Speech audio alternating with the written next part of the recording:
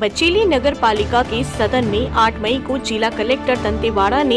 एक विशेष बैठक आयोजन किया और पूरे बचेली के वार्डवार समस्याओं को सुना और इस दौरान सभी विभाग के कर्मचारी और अधिकारियों को बुलाया गया था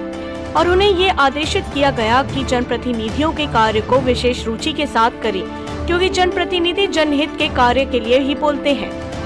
और इसके पश्चात जिला कलेक्टर ने एनएमडीसी क्षेत्र के एनएमडीसी के अधिकारियों के साथ बैठक के लिए आदेशित किया गया, जिसके कारण 13 मई दिन शुक्रवार को तय किया गया था।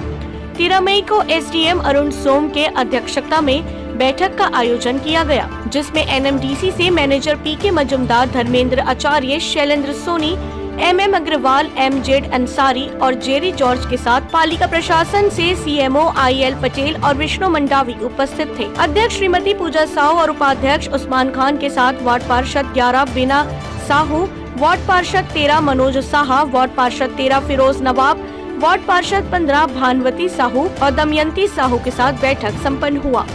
इस बैठक में वार्ड पार्षद फिरोज नवाब ने सबसे ज्यादा मांग रखा और अपने वार्ड को अतिरिक्त सभी बचेली वासियों के लिए अपनी बातें रखी, जिसमें अपोलो हॉस्पिटल के पर्ची को 10 करने के अलावा बचेली मटन मार्केट को दुर्गंध मुक्त के लिए सुझाव और एनएमडीसी प्रबंधन से सहयोग मांगा गया और सब्जी मार्केट में बंधे झिल्ली तलपत्री से छुटकारा के लिए ये सुझाव दिया गया कि अगर निर्मित डोम के अंदर बने सीमेंट के स्ट्रक्चर को इस्तेमाल कर दिया जाए, गायत्री मंदिर के आगे आने वाला रोड को समतलीकरण कर देने से इस समस्या का हल निकल जा सकता है और मार्केट के अंदर सुसज्जित पार्क की व्यवस्था के साथ पोस्ट ऑफिस के बाजू वाले हैंडपंप में पार्षद द्वारा